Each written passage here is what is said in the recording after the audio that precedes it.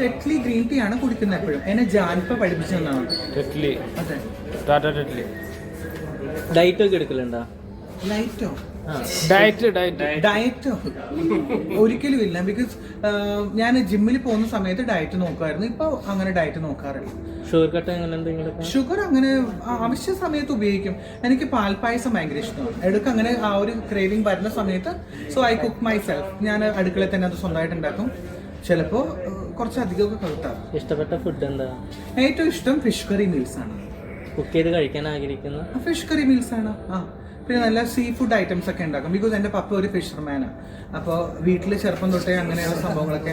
എൻ്റെ ശരിക്കും വീടെന്ന് പറയുന്നത് ആ ഒരു ഏരിയയിലൊക്കെ തന്നെ തീരദേശ മേഖലയിലാണ്. അപ്പോൾ അതുകൊണ്ട് ചെറുപ്പം തൊട്ടേ അങ്ങനെയുള്ള സംഭവങ്ങളൊക്കെ ഞാൻ കഴിക്കാറുണ്ട്. അപ്പോൾ ഇതെല്ലാം കുക്ക് ചെയ്യാനും നന്നായിട്ട് ക്ലീൻ ചെയ്യാനും ഒക്കെ എനിക്ക് സെൽഫായിട്ട് നന്നായിട്ട് അറിയാം ചെറുപ്പം തൊട്ട്. കൂടുതൽ ഇപ്പോഴും കുക്ക് ചെയ്തിട്ടാണ് ഫുഡ് കഴിക്കുന്നത്? സമയം കിട്ടുമ്പോഴൊക്കെ കുക്ക് ചെയ്യും. അല്ലാത്ത സമയങ്ങളിൽ ഓൺലൈൻ ഫുഡിനെയും അല്ലെങ്കിൽ ഓർഡർ ചെയ്യും. ഞാൻ എന്തെങ്കിലുമൊക്കെ ചെയ്യാറുണ്ട്. മിക്കപ്പോഴും ലഞ്ച് ടൈമിലൊക്കെ ഞാൻ സ്വയം കുക്ക് ചെയ്ത് കഴിക്കാറാണ് പതിവ്. എങ്ങനെയാണ് ഭാവിക്ക് ഏറ്റവും ഇഷ്ടപ്പെട്ട ഫുഡ്? ഈ ഫ്രീ ടൈമുകളിൽ എന്താ ചെയ്യാറ്? എന്താണ് കേട്ടില്ല? ഫ്രീ ആയി കിട്ടുന്ന ടൈമുകൾ?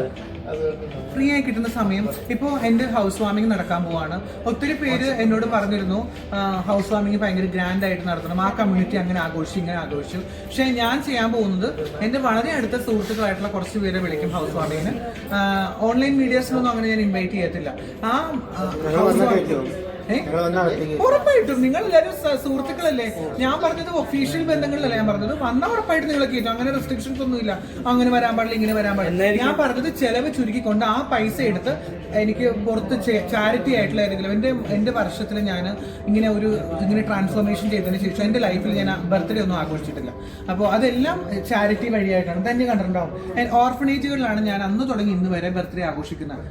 അച്ഛനില്ല, ഈ അച്ഛനമ്മമാർ ഉപേക്ഷിച്ച സ്ഥലത്തും കുട്ടികളുള്ള സ്ഥലം, ഇങ്ങനെ കുട്ടികൾ ഉപേക്ഷിക്കപ്പെടുന്ന അങ്ങനെയുള്ള സ്ഥലങ്ങളിലൊക്കെയാണ്. അപ്പോൾ അങ്ങനെ ചെയ്യാന്ന് തന്നെ വിചാരിക്കുന്നത്. വീട് പണി കംപ്ലീറ്റ് കഴിഞ്ഞു. ഇപ്പൊ നമ്മുടെ 50 നോയമ്പാണ്. ഈസ്റ്റർ കഴിഞ്ഞതിന് ശേഷം വീട് പാലുകാച്ചിലുണ്ടാവും. ഇവരൊക്കെ വിളിക്കും. ഡേറ്റ് ഏപ്രിൽ അവസാനം. വീട് പണിക്ക് അത്യാവശ്യമായിട്ടുണ്ട്. അത് നമ്മളിത് മറ്റുള്ളവർ, അതുകൊണ്ടാണ് ഞാൻ പറയാത്തത്. നോർമലി ഒരു എന്താ പറയുക അത്യാവശ്യമായിരുന്നു. എനിക്കത് പറയണ്ട. എന്തിനാ വെറുതെ ആൾക്കാരെ അതും പറഞ്ഞു. നമ്മളൊരു സാധാരണ ഒരു വീട് എനിക്ക് ജീവിക്കാൻ പറ്റില്ല. 1 വർഷം ഏകദേശം. ലൊക്കേഷൻ ഒന്ന് പറയാമോ? ഞങ്ങൾക്ക് വരാൻ വേണ്ടിയാണ്. വെണ്ണല അല്ലല്ല അവിടെയല്ല, അവിടെ വരെ പോകണ്ട. വെണ്ണല പുതിയ റോഡ് കയറുമ്പോ തന്നെ നമ്മുടെ കെന്റ് ഇല്ലത്തിന്റെ തൊട്ടടുത്ത്, ഹോളിഡേന്റെ അവിടെ നിന്നുള്ള നടുവിലത്തെ വഴി അകത്തോട്ട് വരുമ്പോ കെന്റ് ഇല്ലത്തിന്റെ തൊട്ടടുത്താണ് എന്റെ പുതിയ വീട്. കെന്റ് ഇല്ലത്തിനോട് അടുത്ത് തന്നെയുള്ള വഴി, അവിടെയാണ് പുതിയ വീട്. തൊട്ടടുത്ത് തന്നെയാ, കൊച്ചി തന്നെയാണ്. വീടിന് ഇഷ്ടപ്പെട്ട ഞാനത് എല്ലാം നമ്മളെ വീടിന് ഇഷ്ടപ്പെട്ട എല്ലാം കൊടുത്തിരിക്കുന്ന പെയിന്റ്, കളറ്, ബാത്റൂം ആക്സസറീസ്, അവിടുത്തെ മിററുകൾ, നമ്മുടെ ഹാങ്ങിങ് ലൈറ്റുകൾ, നമ്മുടെ ഷാൻലിയർ ലൈറ്റുകളും, വാഷ് കൗണ്ടറുകൾ എല്ലാം, കിച്ചനൊക്കെ ഞാൻ അങ്ങനെയാണ് സെറ്റ് ചെയ്തിരിക്കുന്നത്. ഒരു വീട് വെക്കുമ്പോൾ ഏറ്റവും കൂടുതൽ ഇന്നൊരു സാധനം വേണം എന്ന് തീരുമാനിച്ചിട്ട് എന്തെങ്കിലും ആഡ് ആക്കിയിട്ടുണ്ടോ? ഉണ്ട്. എനിക്ക് എയർ ഫ്രഷ്നർ, എനിക്ക് അങ്ങനത്തെ ഒരു ഇതുണ്ട്. എന്താ പറയാ, എന്റെ ഫോൺ അവിടെ വെച്ചു ഞാൻ. ഇതാണോ? അത് തന്നെ സൂപ്പർമാൻ. അപ്പോൾ വീട് വെക്കുമ്പോൾ എൻ്റെ എയർ പ്യൂരിഫയർ വേണമെന്ന് തോന്നിയിട്ടുണ്ട്. നമ്മൾ CCTV ഉൾപ്പെടെ നമ്മുടെ വീട്ടിൽ വെച്ചിട്ട് ഫ്രണ്ടിൽ വെക്കുന്ന ഒരു ക്യാമറ ഞാൻ വെച്ചിട്ടുണ്ട്, നമ്മുടെ ലോക്കി തന്നെയുള്ള. അത് വേണമെന്ന് എനിക്ക് പലപ്പോഴും തോന്നിയിട്ടുണ്ട്. പിന്നെ സേഫ്റ്റി ആയിട്ടുള്ള സംഭവങ്ങളൊക്കെ ഉണ്ടല്ലോ, അതും നമ്മൾ കുറച്ചുകൂടി മുൻതൂക്കം കൊടുത്തിട്ടുണ്ട്. സേഫ്റ്റി അല്ല അങ്ങനെ സംഭവങ്ങൾ. അത് ഇഷ്ടപ്പെട്ട ഒരു വസ്തു അല്ലെങ്കിൽ ഒരു നമ്മുടെ മാസ്റ്റർ ബെഡ്റൂം നന്നായിട്ടാണ് ചെയ്തിരിക്കുന്നത്. മാസ്റ്റർ ബെഡ്റൂം കുറച്ചുകൂടി നല്ല സ്പേഷ്യസ് ആയിട്ടാണ് ചെയ്തിരിക്കുന്നത്. പ്ലസ് നമ്മുടെ പ്രെയർ യൂണിറ്റ് നന്നായിട്ടാണ് ചെയ്തിരിക്കുന്നത്. 1350. 3 ബെഡ്റൂം, ഹാള്, കിച്ചൺ, ഒരു വലിയൊരു ബാൽക്കണി, ഒരു വർക്ക് ഏരിയ. എന്തെങ്കിലും വീട് പണിക്ക് ഇപ്പൊ ഇന്നൊരു സാധനം വെക്കണം എന്ന് വിചാരിച്ചാൽ അതിന് വേണ്ടി കുറെ ഇപ്പൊ പ്ലാനിലൊക്കെ മാറ്റം വരുത്തി അങ്ങനെ എന്തെങ്കിലും ചിന്തിക്കുന്നു? ഇതില് എഞ്ചിനീയേഴ്സിനൊന്നിനും അങ്ങനെയൊന്നും ചെയ്തിട്ടൊന്നുമില്ല. ഞാൻ തന്നെയാണ് പ്ലാൻ ചെയ്തതും അതിന്റെ എല്ലാ മെറ്റീരിയലുകളും നമ്മൾ കോൺട്രാക്ട് വർക്കാണ് ചെയ്തത്. പക്ഷെ ഇന്റീരിയർ ഞാനും മെറ്റീരിയൽ എടുത്തിട്ട് ഞാൻ തന്നെയാണ് ചെയ്യിപ്പിച്ചത്. ഓരോ കോൺട്രാക്ടറിനെ വിളിച്ച് പണിക്കാരെ നിർത്തിയിട്ട് ഇതിന്റെ മെറ്റീരിയൽ വേണം. പിന്നെ ഞാൻ കണ്ടിരുന്ന ഒരുപാട് ഡിസൈൻസ് അവിടെ വരുത്തിച്ചിട്ടുണ്ട്. ഇതിലെന്തെങ്കിലും കിട്ടാതെ, അതായത് ഞാൻ അന്വേഷിച്ച ഒരു ഡിസൈനിലേക്ക് വരേണ്ട ഒരു കളറോ അല്ലെങ്കിൽ എന്തെങ്കിലും ഒരു സാധനം കിട്ടാനായിട്ട് ബുദ്ധിമുട്ട് എന്തായിരുന്നു? വന്നിട്ടുണ്ട് കേർട്ടൻസ് എനിക്ക് പോകാം കേർട്ടൻസ് നോക്കിയിട്ടുണ്ട് ഞാൻ, അത് ഇതുവരെ കിട്ടിയിട്ടില്ല. പിന്നെ ഹോമം എല്ലാം ലോണാണ് കേട്ടോ, നമ്മളെല്ലാം ലോൺ എടുത്തിട്ടാണ് ചെയ്യുന്നത്. ജോലി സംബന്ധമായിട്ട് ലോൺ എടുത്തിട്ടാണ് വീട് വെച്ചിരിക്കുന്നത്. അപ്പോൾ ലോൺ അടക്കണമെങ്കിൽ ജോലി ചെയ്യണം.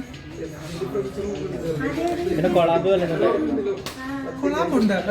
നമ്മൾ കൊളാബ് ചെയ്യുന്നത് ഇപ്പൊ കാണുന്നുണ്ടല്ലോ, പല തട്ടിപ്പുകളും നടക്കുന്നത്. അപ്പൊ അതുകൊണ്ട് ആൾക്കാർക്ക് ഉപകാരപ്രദമായിട്ടുള്ള കൊളാബ് നല്ല പരിശോധന നടത്തിയതിനു ശേഷം മാത്രമേ ഞാൻ കൊളാബ് ചെയ്യാറുള്ളൂ. അല്ലാതെ വായി തോന്നിയത് നമുക്ക് കിട്ടുന്നത് ഫ്രീ ആണോ എന്ന്. ഈ സാരി കൊളാബായിരുന്നു, ഇത് നല്ലൊരു കൊളാബായിരുന്നു. അത് കഴിഞ്ഞു, ആ കൊളാബിന്റെ ടേം കഴിഞ്ഞു, ടൈം കഴിഞ്ഞു. എനിക്ക് ഇങ്ങനത്തെ 3 ടൈപ്പ് ഓഫ് സാരി കിട്ടിയിട്ടുണ്ട്. അവർ ഈ സാരി കാണുന്നില്ലെങ്കിൽ ഓർക്കുന്നുണ്ടാവും ഇത് കൊളാബ് സാരി ആണ്. വീടിന് കൊളാബ് കിട്ടിയിട്ടുണ്ട്. കുറച്ച് എന്താ പറയാ, ഒരു ടൈൽ ഒരു ഡിപ്പാർട്ട്മെന്റ് കൊളാബ് കിട്ടുന്നത് ചെയ്തിട്ടില്ലല്ലോ, നമ്മളത് പുറത്ത് റിവീൽ ചെയ്തിട്ടില്ല.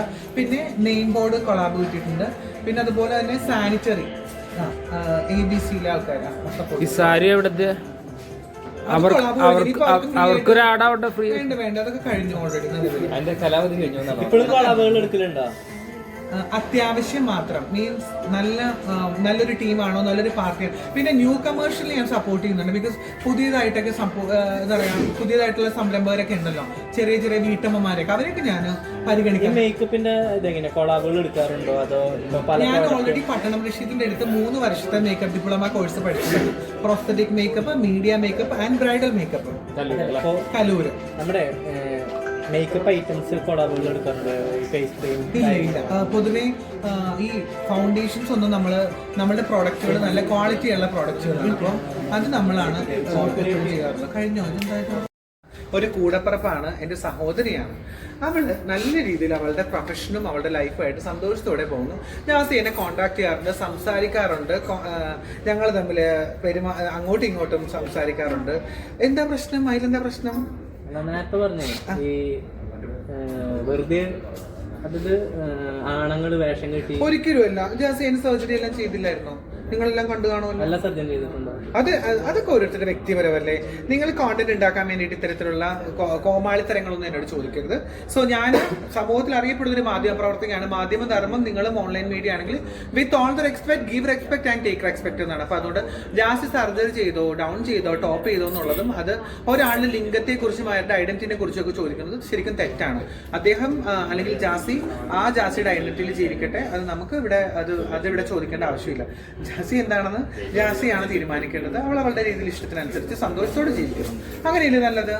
അപ്പൊ ആർക്കും നമുക്ക് ഹെയ്റ്റ് സ്പീച്ച് ഉണ്ടാക്കാതെ സമൂഹത്തിൽ മതസ്പർദ്ധ വളർത്തുന്ന അല്ലെങ്കിൽ ഇങ്ങനെയുള്ള ജെൻഡർ ഇങ്ങനത്തെ ഒരു ടോക്ക് ഉണ്ടാക്കുന്നത് ശരിക്കും ശരിയല്ല. നല്ല രീതിയിൽ പോയാൽ നമുക്ക് എല്ലാവർക്കും നല്ല രീതിയിൽ പോകാം. ഹെയ്റ്റ് സ്പീച്ച് ഉണ്ടാക്കുക എന്നുള്ളത് എന്നെ സംബന്ധിച്ചിടത്തോളം ഞാൻ പോസിറ്റീവ് ആയിട്ടുള്ള മൈൻഡുള്ള വ്യക്തിയാണ്. എന്നിൽ നിന്ന് നിങ്ങൾക്ക് അങ്ങനത്തെ ഒരു കോമാളി തരത്തിലുള്ള കോൺട്രവേഴ്സി ഉത്തരം കിട്ടത്തില്ല.